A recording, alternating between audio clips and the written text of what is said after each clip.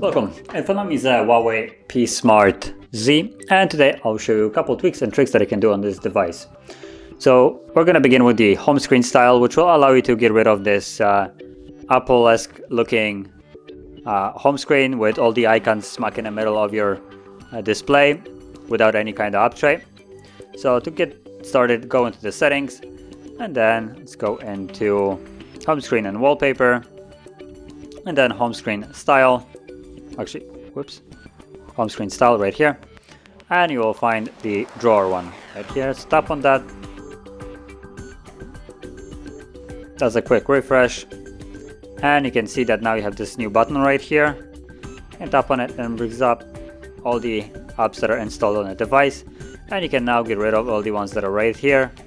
If you want to keep your display a little bit cleaner, so you could just remove them. I'm not sure if there's any other way. Let's see. So you could select all of them simply like so.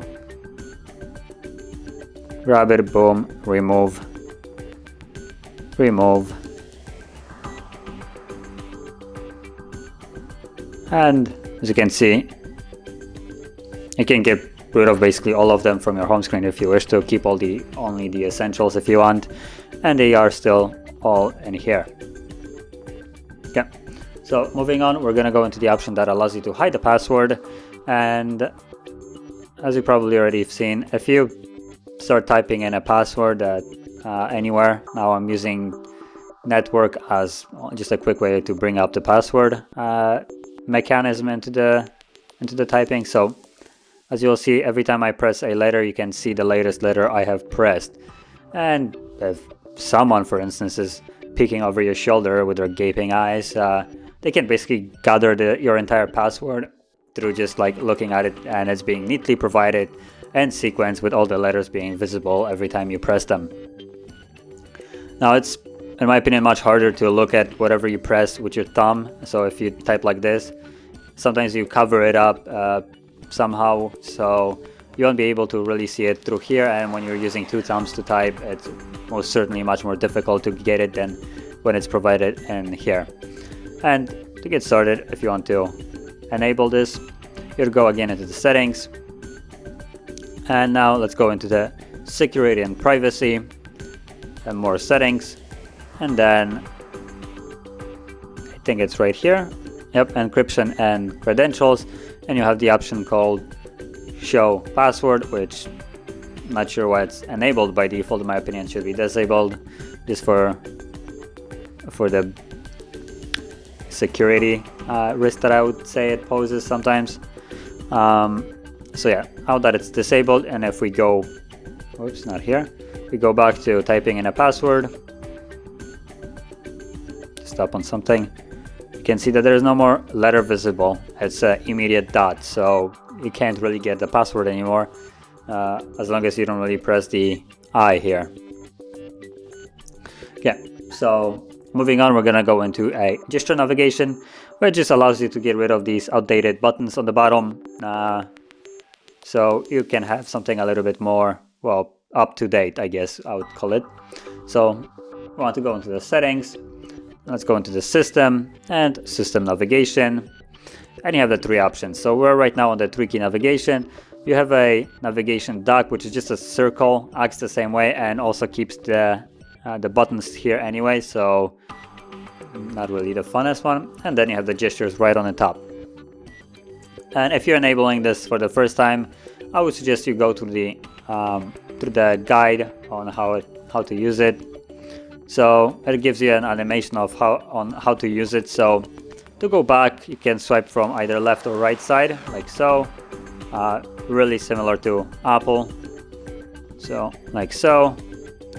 Then we have, I think it's home. Yep, there we go. So you just swipe up really quickly, and then you have the recent, which you want to swipe up and hold, and it does this, and we're basically now done. So now we want to swipe up to go into recent, like so. Swipe quickly up to basically close anything, and then you have the back from either side. And when you're pulling, you can see this arrow appear from either side of it. Okay, so moving on, we're gonna go into the locking app option. And what it does is just allows you to lock an app whenever you go into recent, for instance, and you have this clear option right here. It throws out anything. And for instance, if you're listening to Spotify and throw it out, it stops the music, right?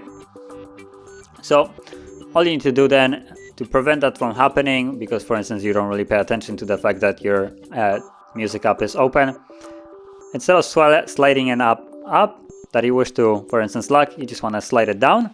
It doesn't really go far, but when you let it go, you can see that there's a lock that has appeared. Once more, I will show it. So there is an app, lock. And now if I were to, let's go out. Now if I were to clear all and go back, you'll see that settings is still open. Yeah, so it's basically all associated with settings. Even though it's one app, it shows it in 3 different windows. But you can see that all the setting up is locked from basically being closed, no matter how many times I press on it. So you could do that for instance, Spotify, and then it won't close the app. And moving on, we're gonna go into the multitasking option, which just simply allows you, for instance, to listen to music through YouTube, or just simply multitask as the name suggests. Opens up 2 different windows, so it's number 1. Let's get rid of this. There we go. So let's open a couple apps. I'm gonna still open 2 that I suggest. So number 1, whenever you starting the split screen, the first app that you put into split screen will always go on top. So if you want, for instance, YouTube on top, you want to open it first, and then it either shows you a recent apps right here, or just your app tray, I guess. Let's close this. So you can swipe up, and basically it minimizes the YouTube and shows you your home screen. From here, you can tap on the app that you wish to open. Now keep in mind that not all the apps are supported. Some apps, like I think Dialer or Messages, I'm not really sure which one of those, doesn't support it. So the app that won't support split screen will just quit it basically and go into full screen. So like I said, keep that in mind. Okay, so from here, just disregard this.